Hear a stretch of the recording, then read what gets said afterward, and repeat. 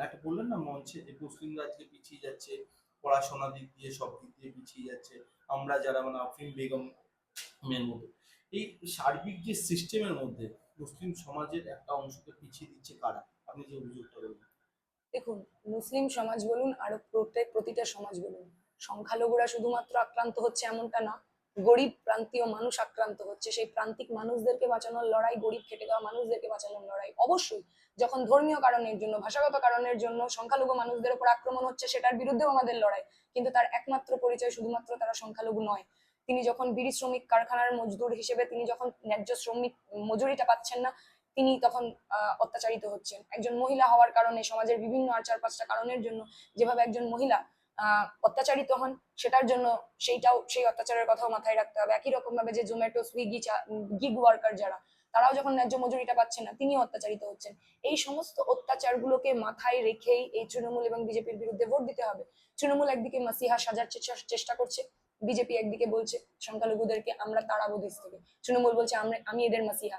এই যে নির্বাচন এলেই সংখ্যালঘু মানুষকে নিয়ে যে এই রাজনীতিটা তৈরি হয়ে যায়, একদল বলে বাঁচাবো, একদল বলে তাড়াবো, সংখ্যালঘু মানুষকে একটা চেনা ছকে ভাবতে বাধ্য করে দেওয়া হয় যে তারা একই রকম ভাবে ভোট দেয়, একই রকম ভাবে পোশাক পরে, একই রকম ভাবে ওরা তো ভাববে। বলছে বাংলাদেশি যাদেরকে ডিটেনশন ক্যাম্পে পাঠানো হবে, অবশ্যই। এবং রোহিঙ্গাই একটা টার্ম যেটা নিয়ে আপনাকেও প্রতিবাদ করতে শোনা গেল। দেখুন, ওরা বলে, বিজেপির সরকাররা বলেছে, যে বিজেপির যারা নেতা মন্ত্রীরা রয়েছেন তারা বলেছেন 1 কোটি রোহিঙ্গা নাকি পশ্চিমবঙ্গে আছে, ওই বস্তিতে আছে, ওই গলিতে আছে। কিন্তু যখন এসআইআর হলো তখন একটা রোহিঙ্গার নাম ওরা দেখাতে পারলো না, কিন্তু ওদের কোনো নেতা মন্ত্রী ক্ষমা চাইলো না। আমার মিডিয়ার কাছে প্রশ্ন, কেন এই প্রশ্নগুলো ওনাদের কাছে করা হচ্ছে না? এই কথাগুলো ওনারা বলেছেন, তাহলে ওনারা শুভেন্দু অধিকারীর মতো নেতা, তার কাছে গিয়ে এই প্রশ্নগুলো করা হবে না? তারা বর্তমান দিনে বলছে যাদের নাম কাটা গেছে তারা নাকি দেশদ্রোহী। আমরা বলতে চাইছি, কারা দেশদ্রোহী? এই পশ্চিমবঙ্গে যাদের 2002 এর লিস্টে নাম ছিল, প্রথমের দিকে ম্যাপিং কমপ্লিট হয়েছিল এবং তারা প্রত্যেকে, তাদেরকে ম্যাপিং করা সম্ভব হয়েছিল। পরবর্তীকালে এসআইআর হয়, গ্রেড বির অফিসার পর্যাপ্ত পরিমাণে মুখ্যমন্ত্রী মমতা ব্যানার্জি দিলেন না।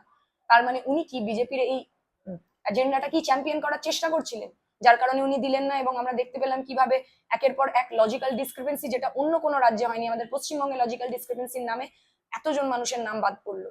আমাদের বালিগঞ্জ বিধানসভা কেন্দ্র থেকে 23,000 মানুষের নাম বাদ গেছে, তার মধ্যে 18,000 মুসলিম মানুষ, 5,000 হিন্দু মানুষ। আমরা বলতে চাইছি, বেছে বেছে এই সমস্ত মানুষদের নাম বাদ দিচ্ছে, সেটার বিরুদ্ধে আমাদের লড়াই।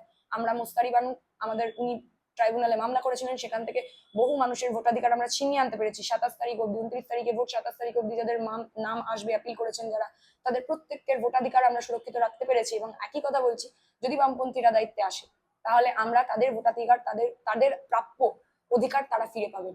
আমরা তাদেরকে ফিরিয়ে দেব না। সংবিধান সংরক্ষিত অধিকার এই ভোটাধিকার, সেটা তারা ফিরে পাবেন। যেভাবে মমতা ব্যানার্জি নিউ টাউনে জমি দিয়েছেন শোনা যাচ্ছে ডিটেনশন ক্যাম্পের জন্য, আমরা বলতে চাইছি, তাহলে কি বিজেপির যে এজেন্ডা সেটা উনি ফুলফিল করার জন্য মুখে কুলু পেটে বসে রয়েছেন? 5 দিন ধর্ণামঞ্চন করলেন, আর কিছু করলেন না। আমরা বলতে চাইছি, আসামে যেভাবে ডিটেনশন ক্যাম্প করা হয়েছিল, পশ্চিমবঙ্গে সেটা হতে দেব না। সেটা আমরা জান দিয়ে লড়বো, সেটার বিরুদ্ধে আর মমতা ব্যানার্জির বিরুদ্ধেও লড়বো। কারণ উনি বলছেন আমি এসআইআর হতে দেবো না, এসআইআর হলো। উনি বর্তমানে জমি দিয়ে দিয়েছেন ডিটেনশন ক্যাম্পের জন্য, এবং যে সমস্ত মানুষের বৈধ কাগজপত্র রয়েছে, 2002 এর লিস্টে ভোট দিয়েছেন, তাদেরকে বিজেপি দেশদ্রোহী বলছে, তাদেরকে ডিটেনশন ক্যাম্পে পাঠানোর কথা বলছে। মমতা ব্যানার্জি তাতে প্রচ্ছন্ন মদত দিচ্ছেন ডিটেনশন ক্যাম্পের জন্য জমি দিয়ে। সেটার বিরুদ্ধে আমরা লড়াই করছি। আমরা বামপন্থীরা বলছি, আমাদের যদি বিধানসভায় যাই, এইগুলোর বিরুদ্ধে আমরা লড়াই করে কারোর ভোটাধিকার খর্ব হতে দেবো। সিপিএম মন্দির মসজিদের রাজনীতি